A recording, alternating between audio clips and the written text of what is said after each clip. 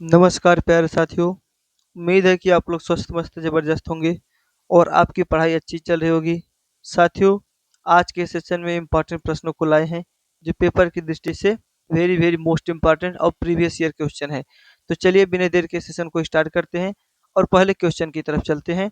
कहा जा रहा है साथियों, पहला क्वेश्चन है, विभिन्न योग्यताओं एवं रुचियों वाले विद्यार्थियों हेतु कौन सा मूल्यांकन अधिक उपयोगी है? विभिन्न योग्यताओं एवं रुचियों वाले विद्यार्थियों के लिए कौन सा मूल्यांकन अधिक उपयोगी है साथियों? एक आंतरिक मूल्यांकन, बाह्य मूल्यांकन, प्रायोगिक मूल्यांकन। न साथियों आंतरिक मूल्यांकन, न बाह्य मूल्यांकन, न प्रायोगिक। साथियों सबसे अच्छा माना जाता है सतत एवं व्यापक मूल्यांकन। सतत एवं व्यापक मूल्यांकन सबसे उपयोगी माना जाता है। कहा जा रहा है साथियों, अगला प्रश्न है, सूक्ष्म शिक्षण का अंतिम चरण है। सूक्ष्म शिक्षण का अंतिम चरण क्या है? या साथियों, चरण को हम लोग क्या कहते हैं? सोपान। जानते रहेंगे साथियों, सूक्ष्म शिक्षण का अंतिम सोपान क्या है? कहा जाए प्रत्युत्तर है, पुनः योजना है, पुनः प्रत्युत्तर है, पुनः शिक्षण है। साथियों, इसका सही जवाब हो जाएगा पुनः प्रत्युत्तर। पुनः प्रत्युत्तर सूक्ष्म शिक्षण का अंतिम सोपान या चरण माना जाता है। अगला प्रश्न है भाई लोग, मनोसामाजिक विकास के सिद्धांत का प्रतिपादन किया था। मनोसामाजिक विज्ञान के मनोसामाजिक विकास के सिद्धांत का प्रतिपादन किया था साथियों किसने? थॉर्नडाइक ने, एरिक्सन ने, स्किनर ने, हरलॉक ने। तो साथियों इसका सही जवाब हो जाएगा एरिक्सन ने किया था। किसने किया था? एरिक्सन ने किया था। मनोसामाजिक विकास के सिद्धांत का प्रतिपादन करने वाले थे एरिक्सन। ऑप्शन नंबर भी बिल्कुल सही जवाब हो जाएगा। और साथियों इम्पॉर्टेंट प्रश्न है, जानते रहिएगा। अगला प्रश्न है भाई लोग, मंथन विधि के प्रवर्तक कौन है? मंथन विधि के प्रवर्तक कौन है? साथियों एक जॉन, यहाँ पे डीवी होना चाहिए, डुई नहीं, जॉन डीवी साथियों। और ओस ओस बार्न है, हरलाक है, आस बेल है। तो साथियों इसका सही जवाब कौन होगा? साथियों इसका सही जवाब हो जाएगा ओस बार्न। मंथन विधि के प्रवर्तक साथियों ओस बार्न माने जाते हैं। जॉन डीवी नहीं माने जाते, हरलाक नहीं माने जाते और आसबेल भी नहीं माने जाते हैं। और साथियों मंथन का अर्थ निकल के आएगा साथियों मस्तिष्क मस्तिष्क उद्वेलन। मस्तिष्क उद्वेलन को ही साथियों मंथन के भी नाम से जाना जाता है। तो मस्तिष्क उद्वेलन विधि के प्रवर्तक पूछेगा या चाहे साथियों मंथन विधि के प्रवर्तक कौन है? तो साथियों ओसबार्न है, ओसबार्न है, जानते रहेगा। अगला प्रश्न कहा जा रहा है, निम्नलिखित में कौन स्किनर द्वारा प्रतिपादित अधिगम के सिद्धांत से संबंधित नहीं है? स्किनर के अधिगम के सिद्धांत से साथियों संबंधित नहीं है तो वह कौन है? एक कहा जा रहा है साथियों क्रमादेशित अनुदेशन सामग्री, व्यक्तिनिष्ठ अनुदेशन सामग्री, त्रुटियों के माध्यम से सीखना और साथियों व्यवहार संशोधन तकनीकी। साथियों स्किनर ने कहा था कि व्यवहार संशोधन तकनीकी कहा था, व्यक्ति व्यक्तिनिष्ठ अनुदेशन भी कहा था, क्रमादेशित अनुदेशन सामग्री भी थे, लेकिन त्रुटियों के माध्यम से सीखना ये स्किनर ने नहीं दिया था। तो ऑप्शन नंबर सी बिल्कुल सही जवाब हो जाएगा इस प्रश्न का। सी ऑप्शन बिल्कुल सही जवाब है। गिलफोर्ड के अनुसार अपसारी चिंतन में क्या सम्मिलित है? गिलफोर्ड के अनुसार अपसारित चिंतन में क्या सम्मिलित है? वर्गीकरण, विचारों की प्रवाहिता, साथियों अंकगणितीय तर्क और एक समाधान।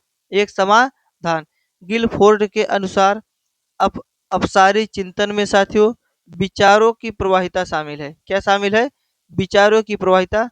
B for ball right answer हो जाएगा। अगला प्रश्न कहा जा रहा है, शिक्षण के कार्य में सम्मिलित है। शिक्षण के कार्य में सम्मिलित है साथियों मूल्यांकन कार्य और साथियों उपचारात्मक कार्य, निदानात्मक कार्य, उपर्युक्त सभी। शिक्षण के कार्य में साथियों मूल्यांकन कार्य भी शामिल होता है, उपचारात्मक कार्य भी शामिल होता है, निदात्मक कार्य भी शामिल होता है। तो इसलिए ऑप्शन नंबर डी बिल्कुल सही जवाब हो जाएगा इस प्रश्न का। जानते रहे डी ऑप्शन बिल्कुल सही जवाब है, उपर्युक्त सभी। कहा जा रहा है, बहुबुद्धि का सिद्धांत किसने दिया था? बहुबुद्धि का सिद्धांत किसने दिया साथियों? तो बहुबुद्धि का सिद्धांत देने वाले थे गार्डनर। कौन थे साथियों? गार्डनर थे, जानते रहेगा। अगला प्रश्न कहा जा रहा है, शिक्षण सबसे कम प्रभावशाली होगा। शिक्षण सबसे कम प्रभावशाली होगा जब शिक्षक एक एक तंत्रवादी होगा, विद्यार्थी निष्क्रिय रहेंगे, केवल लिखने पर बल दिया जाएगा। साथियों उपयुक्त सभी, ऑप्शन नंबर डी कह रहा है उपयुक्त सभी। साथियों शिक्षण सबसे कम प्रभावशाली होगा जब शिक्षक एक तंत्रवादी होंगे, तब पर भी शिक्षण सबसे कम प्रभावशाली होगा। विद्यार्थी निष्क्रिय रहेंगे, तब पर भी शिक्षण सबसे कम प्रभावशाली होगा। और केवल लिखने पर ही बल दिया जाए, तब पर भी शिक्षण कम प्रभावशाली होगा। तो ऑप्शन नंबर डी बिल्कुल सही जवाब हो जाएगा। शिक्षण को कम प्रभावशाली बनाने के लिए ये तीनों जिम्मेदार हैं। अगला प्रश्न कहा जा रहा है, सृजनात्मक चिंतन का प्रथम चरण क्या कहलाता है? सृजनात्मक चिंतन का प्रथम चरण क्या कहलाता है? तो भाई लोग, सृजनात्मक चिंतन का प्रथम चरण कहलाता है साथियों तैयारी है, कहा जा रहा है अंतः स्थापना है, अवलोकन है, और साथियों पुनरि पुनरीक्षण है। पुनरीक्षण है, यहाँ पे पुनर्निरीक्षण होना चाहिए था, पुनरीक्षण साथियों लिखा गया है। तो साथियों इसका सही जवाब हो जाएगा सृजनात्मक चिंतन का प्रथम चरण क्या होता है साथियों? तैयारी होता है, जिसे हम इंग्लिश में प्रिपरेशन कहते हैं, हिंदी में आयोजन कहते हैं। क्या कहते हैं साथियों? आयोजन के भी नाम से जाना जाता है इसे। तैयारी या आयोजन आएगा ऑप्शन में, जानते रहिएगा। ऑप्शन नंबर ए बिल्कुल सही जवाब है। कहा जा रहा है स्पीयरमैन ने दिया था। स्पीयरमैन ने क्या दिया था साथियों? तो स्पीयरमैन ने दिया था साथियों, कहा जा रहा है बुद्धि का द्विकारक सिद्धांत, बुद्धि का समूह कारक सिद्धांत, बुद्धि का बहुकारक सिद्धांत, और साथियों बुद्धि का प्रक्रिया उन्मुख सिद्धांत। तो साथियों इसका सही जवाब हो जाएगा बुद्धि का द्विकारक सिद्धांत। ऑप्शन नंबर ए बिल्कुल सही जवाब हो जाएगा। स्पीयरमैन ने साथियों बुद्धि का द्विकारक सिद्धांत दिया था। ऑप्शन नंबर ए बिल्कुल सही जवाब है। अगला प्रश्न कहा जा रहा है, निम्न में कौन अनुदेशात्मक उद्देश्यों के वर्गीकरण के संज्ञानात्मक पक्ष से संबंधित नहीं है? साथियों निम्नलिखित में से कौन अनुदेशात्मक अनुदेशनात्मक उद्देश्यों के वर्गीकरण के संज्ञानात्मक पक्ष से संबंधित नहीं है? एक कहा जा रहा साथियों अवबोध, और साथियों ज्ञान, एक साथियों चित्र, और एक विश्लेषण। साथियों इसका सही जवाब हो जाएगा चित्र का निर्माण। चित्र का निर्माण अनुदेशात्मक उद्देश्यों के वर्गीकरण के संज्ञानात्मक पक्ष से संबंधित नहीं है। सी ऑप्शन बिल्कुल सही जवाब है। बाकी विश्लेषण है, और साथियों ज्ञान भी है, अवबोध भी है, जानते रहेगा, लेकिन ये चित्र निर्माण का कार्य नहीं है, जानते रहिएगा। अगला प्रश्न कहा जा रहा है, प्रोजेक्ट विधि संबंधित है किससे? प्रोजेक्ट विधि का प्रतिपादन करने वाले कौन थे? फ्रॉबेल थे, मोंटेसरी थे, रूसो थे, और किलपैट्रिक थे। साथियों तो इसका सही जवाब हो जाएगा प्रोजेक्ट विधि संबंधित है किससे? किलपैट्रिक से संबंधित है। किलपैट्रिक से संबंधित है। ऑप्शन नंबर ए बिल्कुल सही जवाब हो जाएगा इस प्रश्न का। कहा जा रहा है निम्नवत में अभिप्रेरणा के घटकों की पहचान करें। इनमें से साथियों अभिप्रेरणा के घटकों की पहचान करना है हमको। कहा जा रहा है आवश्यकता, प्रेरक बल, प्रोत्साहन, उपर्युक्त सभी। साथियों अभिप्रेरणा में आवश्यकता आता है, प्रेरक बल भी आता है, प्रोत्साहन भी आता है। तो इसलिए इसका सही जवाब क्या हो जाएगा? डी हो जाएगा। ऑप्शन नंबर डी बिल्कुल सही जवाब है। कहा जाएगा साथियों पाठ्य योजना में छात्रों के पूर्व अधिगम से संबंधित क्या है? पाठ्य योजना में छात्रों के पूर्व अधिगम से संबंधित क्या है?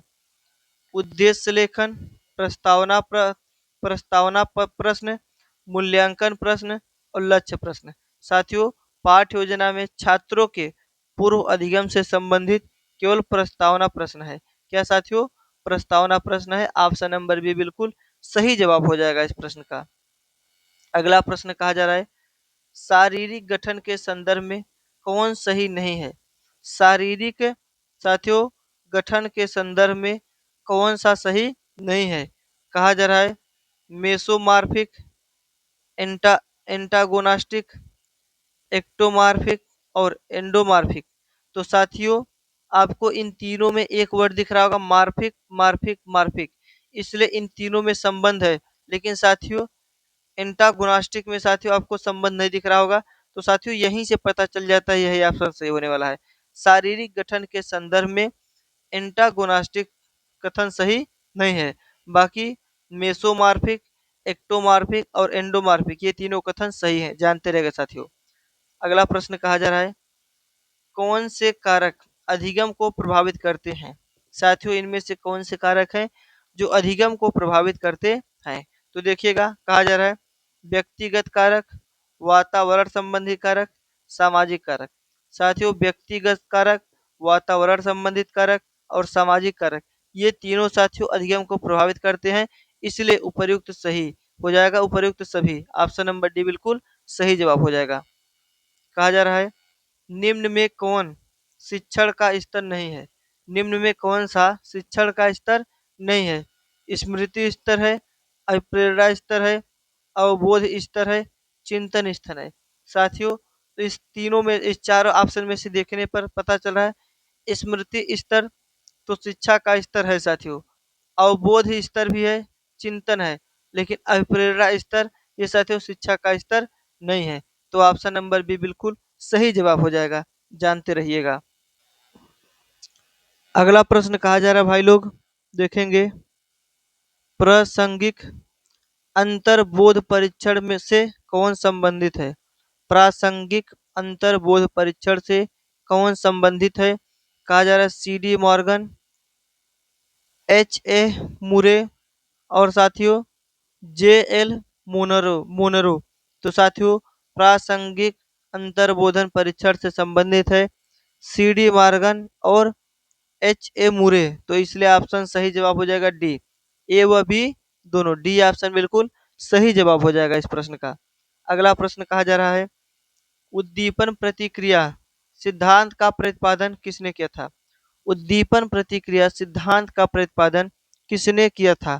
थानडाइक ने किया था, गेस्टाल्ट ने किया था, उपर्युक्त दोनों इनमें से कोई नहीं। तो साथियों इसका सही जवाब हो जाएगा उद्दीपन प्रतिक्रिया का सिद्धांत थानडाइक ने किया था। थानडाइक ने किस पे किया था साथियों, किस पे प्रयोग किया था। तो थानडाइक ने बिल्ली पर प्रयोग किया था। किस पे साथियों, बिल्ली पर। एक भूखी बिल्ली को एक पिंजरे में बंद किया और साथियों बाहर रोटी रखा, तो बिल्ली को धीरे धीरे साथियों पिंजरे का गेट खोलना आ गया, जिससे वह रोटी को प्राप्त कर लेती थी। इस प्रक्रिया से साथियों उद्दीपन की प्रक्रिया का सिद्धांत निर्मित किया और किसने, थार्नडाइक ने किया था, थार्नडाइक ने किया था। अगला प्रश्न कहा जा रहा है साथियों भाषा रूपांतरण सिद्धांत दिया था किसने। भाषा रूपांतरण सिद्धांत साथियों बर्नस्टीन ने दिया था, चौस्म चौमस्की ने दिया था और साथियों फिलमोर ने दिया था, स्किनर ने दिया था।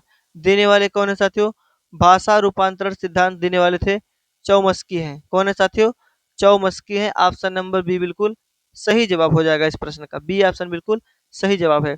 साथियों अभी तक हम 21 प्रश्न को करा चुके हैं, 18-19 प्रश्न और बचे हैं केवल, जानते रहिएगा। और जो चैनल पे आए हैं भाई वीडियो को देख रहे हैं, चैनल को सब्सक्राइब नहीं किए सब्सक्राइब कर लें, और वीडियो को लाइक नहीं किए तो लाइक जरूर कर दीजिएगा। अगला प्रश्न कहा जा रहा है गलत कथन को चुने। गलत कथन को चुने ऐसे प्रश्न पेपर में आते हैं साथियों। कहा जा रहा है छात्र सबसे अच्छा प्राकृतिक वातावरण में सीखते हैं, ये सही है साथियों। छात्र सबसे अधिक सबसे अच्छा करके सीखते हैं, ये प्रश्न भी सही है। छात्र सबसे अच्छा खेल खेल में सीखते हैं, ये तीनों प्रश्न साथियों सही दिख रहा है। चौथा कहा जा रहा है छात्र सबसे अच्छा नियंत्रित वातावरण में सीखते हैं, ये कथन क्या साथियों गलत है। छात्र सबसे अच्छा खेल कर सीखते हैं, करके सीखते हैं और प्राकृतिक वातावरण में सीखते हैं, लेकिन नियंत्रित वातावरण में अच्छा नहीं सीख पाते हैं, इसलिए ऑप्शन डी बिल्कुल सही जवाब हो जाएगा, जो गलत कथन पूछा गया है। अगला प्रश्न है भाई लोग, कहा जा रहा है संविधान के किस संशोधन से शिक्षा के अधिगम पर बल दिया गया है। संविधान के किस संशोधन में शिक्षा के अधिकार पर बल दिया गया है। तो साथियों संविधान संशोधन 86वां, कौन सा साथियों 86वां। साथियों यह संशोधन सन 2002 में किया गया था, जिसमें अनुच्छेद 21 ए को जोड़ा गया, जो 6 वर्ष से 14 वर्ष तक के बालकों को प्रारंभिक शिक्षा का जोर दिया गया था। साथियों ध्यान दीजिएगा। अगला प्रश्न है, युयुत्सा क्या है? युयुत्सा क्या है? यह प्रश्न कई बार पूछा जा चुका है। युयुत्सा क्या है? कल्पना है, संवेग है, मूल प्रवृत्ति है, चिंतन है। तो साथियों युयुत्सा एक मूल प्रवृत्ति है। मूल प्रवृत्ति है। ऑप्शन नंबर सी बिल्कुल सही जवाब हो जाएगा। युयुत्सा कल्पना नहीं है, संवेग नहीं है, चिंतन नहीं है, यह एक मूल प्रवृत्ति है। सी ऑप्शन बिल्कुल सही जवाब हो जाएगा इस प्रश्न का। अगला प्रश्न कहा जा रहा है, शारीरिक विकास का एक प्रमुख नियम नियम निम्न में कौन सा है? शारीरिक विकास का एक प्रमुख नियम निम्न में कौन सा है? तीव्र वृद्धि का नियम है, अनियमित विकास का नियम है, मानसिक विकास से भिन्नता का नियम है, कल्पना एवं संवेगात्मक विकास से संबंध का नियम है। तो साथियों इसका सही जवाब हो जाएगा शारीरिक विकास का एक प्रमुख नियम है तीव्र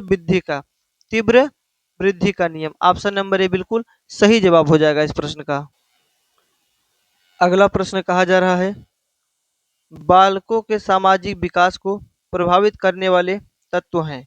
बालकों के सामाजिक विकास को प्रभावित करने वाले तत्व कौन है? शारीरिक तत्व है, सामाजिक पर्यावरण तत्व है, आर्थिक तत्व है और वंशानुगत तत्व है। बालकों के सामाजिक विकास को प्रभावित करने वाले केवल सामाजिक पर्यावरण तत्व होते हैं। कौन होते हैं साथियों? सामाजिक पर्यावरण तत्व होते हैं। तो ऑप्शन बी बिल्कुल सही जवाब हो जाएगा। सामाजिक विकास को प्रभावित करने वाले सामाजिक पर्यावरण तत्व होते हैं। अगला प्रश्न कहा जा रहा है, निम्नलिखित में कौन सा विकास का सिद्धांत नहीं है? विकास का सिद्धांत नहीं है, परस्पर संबंध का सिद्धांत, निरंतर विकास का सिद्धांत, अनुकूलित अनुकूलित प्रतिवर्त सिद्धांत और समान प्रतिमान का सिद्धांत। तो साथियों इसका सही जवाब क्या होगा?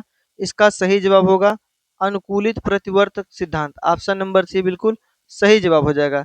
यही नहीं है, क्योंकि परस्पर सिद्धांत संबंध का सिद्धांत विकास को विकास का सिद्धांत है, निरंतर विकास का सिद्धांत भी ये विकास का सिद्धांत है, समान प्रतिमान का सिद्धांत भी विकास का सिद्धांत है, लेकिन अनुकूलित प्रतिवर्त सिद्धांत नहीं है।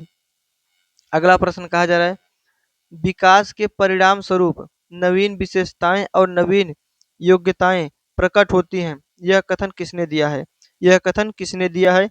कहा जा रहा है मेरेडिथ ने दिया है, हरलाक ने दिया है, गैसेल ने दिया है और डगलस और हॉलैंड ने दिया है। तो इस कथन को देने वाले कौन है साथियों? विकास के परिणाम स्वरूप नवीन विशेषताएं और नवीन योग्यताएं प्रकट होती है, यह कथन हरलाक का है। किसका है? हरलाक का है। ऑप्शन नंबर बी बिल्कुल सही जवाब हो जाएगा। अगला प्रश्न कहा जा रहा है, कोहलर ने अपने प्रयोग से यह सिद्ध करना चाहा कि अधिगम अधिगम क्या है? जानवरों में मनुष्यों से श्रेष्ठ है, एक स्वतंत्र क्रिया है, संपूर्ण पारिस्थितिकी एक प्रत्यक्षीकरण है, मानव का एक अधिगम प्रयोजन अनुपूर्ण है। साथियों तो इसका सही जवाब हो जाएगा, कोहलर ने अपने प्रयोग से यह सिद्ध करना चाहा है कि संपूर्ण पारिस्थितिकी एक प्रत्यक्षीकरण है। क्या है साथियों? एक प्रत्यक्षीकरण है। ऑप्शन नंबर सी बिल्कुल सही जवाब हो जाएगा। कहा जा रहा है, पाठ योजना की पाठ योजना की पंचपद प्रणाली का प्रतिपादन किसने किया था? पाठ योजना की पंचपद प्रणाली का प्रतिपादन किसने किया था? किलपैट्रिक ने किया है, हर हर्बर्ट ने किया है, जॉन ड्यूई ने किया है। साथियों इस प्रश्न का सही जवाब हो जाएगा हर्बर्ट। क्या हो जाएगा साथियों? हर्बर्ट ने किया है। तो साथियों इसमें क्या क्या शामिल है देखेंगे। एक शामिल है साथियों प्रस्तावना, प्रस्तावना शामिल है साथियों। पहला शामिल है प्रस्तावना। दूसरे स्थान पे शामिल है साथियों प्रस्तुतिकरण, प्रस्तुतिकरण। तीसरा शामिल है साथियों तुलना, तुलना। चौथा हो जाएगा भाई लोग, कहा जा रहा है व्यवस्था, व्यवस्था। और पांचवा जो शामिल है वह मूल्यांकन है, मूल्यांकन है, जानते रहिएगा। तो साथियों ये पांच शामिल है जिसे हर्बर्ट ने क्या किया साथियों? पंचपद प्रणाली का प्रतिपादन किया है। ये पंचपद प्रणाली में पांच आते हैं, प्रस्तावना, प्रस्तुतिकरण, तुलना, व्यवस्था और मूल्यांकन, जानते रहिएगा। अगला प्रश्न कहा जा रहा है भाई लोग, निम्नलिखित में ग्रंथियों के आधार पर व्यक्ति के विभिन्न प्रकारों का वर्णन किसने किया है? ग्रंथियों के आधार पर व्यक्ति के विभिन्न प्रकारों का वर्णन करने वाले कौन है? तो वह साथियों कैनन है। कौन है? कैनन है। ऑप्शन नंबर ए बिल्कुल सही जवाब हो जाएगा। और साथियों युंग, क्रेसरमर और स्प्रेंगर ये सही जवाब नहीं होंगे। सही जवाब केवल कौन होगा? कैनन। ग्रंथियों के आधार पर व्यक्तिगत में विभिन्न प्रकारों का वर्णन कैनन ने किया है। अगला प्रश्न है, सृजनात्मक मौलिक परिणामों परिणामों की अभिव्यक्ति करने की मानसिक प्रक्रिया है, यह कथन किसका है? सृजनात्मक मौलिक परिणामों की अभिव्यक्ति करने की मानसिक प्रक्रिया है, यह कथन किसका है? देहान का है, ड्रेवेल का है, कोल एवं ब्रूस का है, क्रो एवं क्रो का है। तो साथियों यह कथन किसका है? क्रो एवं क्रो का है। सृजनात्मक मौलिक परिणामों की अभिव्यक्ति करने की मानसिक प्रक्रिया क्रो एवं क्रो ने दिया है। ऑप्शन नंबर डी बिल्कुल सही जवाब हो जाएगा। कहा जा रहा है बी एफ स्किनर के अनुसार बच्चों में भाषा का विकास होता है। बी एफ स्किनर के अनुसार बच्चों में भाषा का विकास होता है अनुकरण एवं प्रबलन के फलस्वरूप, परिपक्वता के फलस्वरूप, अंतर्दृष्टि के फलस्वरूप, प्राकृतिक विकास के फलस्वरूप। तो साथियों इसका सही जवाब हो जाएगा अनुकरण एवं प्रबलन के फलस्वरूप बच्चों में भाषा का विकास होता है। बच्चों में भाषा का विकास कब होता है? अनुकरण एवं प्रबलन के फलस्वरूप होता है। यह कथन किसका है? बी एफ स्किनर का है। ऑप्शन नंबर ए बिल्कुल सही जवाब हो जाएगा। कहा जा रहा है मूल प्रवृत्तियों को 14 प्रकार से किसने वर्गीकृत किया है? मूल प्रवृत्तियों को 14 प्रकार से किसने साथियों वर्गीकृत किया है? थानडाइक ने किया है, मैकडूगल ने किया है, ड्रेवर ने किया है, वुडवर्थ ने किया है। तो साथियों मूल प्रवृत्तियों को 14 प्रकार से वर्गीकृत करने वाले कौन है साथियों? तो वर्गीकृत करने वाले हैं साथियों मैकडूगल हैं। कौन है? मैकडूगल हैं। ऑप्शन नंबर बी बिल्कुल सही जवाब हो जाएगा इस प्रश्न। अगला प्रश्न है, कहा जा रहा है किसी दूसरी वस्तु की अपेक्षा एक वस्तु पर चेतना का केंद्रीकरण अवधान है, यह कथन किसका है? किसी दूसरी वस्तु की अपेक्षा एक वस्तु पर चेतना का केंद्रीकरण अवधान है, यह कथन किसका है साथियों?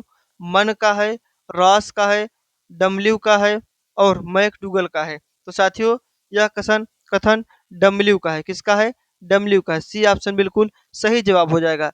डम्ल्यू ने कहा है साथियों एक दूसरी वस्तु की अपेक्षा एक वस्तु पर चेतना का केंद्रित करना है क्या? किसका कथन है साथियों?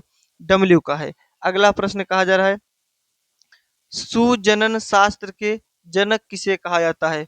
सुजनन शास्त्र के जनक किसे कहा जाता है? तो साथियों सुजनन शास्त्र के जनक गाल्टन को कहा जाता है। ऑप्शन नंबर बी बिल्कुल सही जवाब हो जाएगा। रॉस, क्रो एवं क्रो और वुडवर्थ को नहीं कहा जाता है, गाल्टन को कहा जाता है। ऑप्शन नंबर बी बिल्कुल सही जवाब है इस प्रश्न का। अगला प्रश्न है साथियों 12 से 16 वर्ष के बालकों हेतु डॉक्टर एस जो जटोला ने हिंदी में कौन सा परीक्षण प्रतिपादित किया? साथियों 12 से 16 वर्ष के बालकों हेतु डॉक्टर एस जटोला ने साथियों जलोटा ने हिंदी में कौन सा परीक्षण प्रतिपादित किया? कहा जा रहा है आर्मी अल्फा परीक्षण, सामान्य मानसिक योग्यता परीक्षण, अशाब्दिक बुद्धि परीक्षण और चित्रांकन परीक्षण। तो साथियों डॉक्टर एस जलोटा ने क्या किया साथियों? इन्होंने किया है सामान्य मानसिक योग्यता परीक्षण का विकास। हिंदी में साथियों सामान्य मानसिक योग्यता परीक्षण का विकास किया है, जानते रहिएगा। ऑप्शन नंबर बी बिल्कुल सही जवाब हो जाएगा। या परीक्षण प्रतिपादित किया है, ऑप्शन नंबर बी बिल्कुल सही जवाब है। कहा जा रहा है बुद्धि के द्विकारक सिद्धांत का प्रतिपादन किसने किया है? बुद्धि के द्विकारक सिद्धांत का प्रतिपादक करने वाले कौन है? साथियों इसके पीछे ही मैंने पढ़ा करके आया था, स्पीयरमैन है। स्पीयरमैन बुद्धि के द्विकारक सिद्धांत का प्रतिपादन करने वाले स्पीयरमैन। ऑप्शन नंबर बी बिल्कुल सही जवाब है। कहा जा रहा है पूर्व अनुभव के आधार पर संवेदना को अर्थ प्रदान करना कहलाता है। संवेदना को अर्थ प्रदान करना क्या कहलाता है? स्मृति कहलाता है, प्रत्यक्षीकरण कहलाता है, कल्पना कहलाता है, चिंतन कहलाता है। तो साथियों इस प्रश्न का जवाब आपको कमेंट बॉक्स में देना है। या मैं बता के ही जा रहा हूँ? चलिए ठीक है, मैं बता दे रहा हूँ। इस साथियों प्रश्न का सही जवाब हो जाएगा प्रत्यक्षीकरण। क्या हो जाएगा? प्रत्यक्षीकरण। ऑप्शन नंबर बी बिल्कुल सही जवाब हो जाएगा। साथियों, उम्मीद करता हूँ क्लास आपको अच्छी लगी है। कोई दिक्कत परेशानी हो तो कमेंट बॉक्स में अपना कमेंट भेज दीजिए। तो आज का सेशन यहीं पे समाप्त होता है।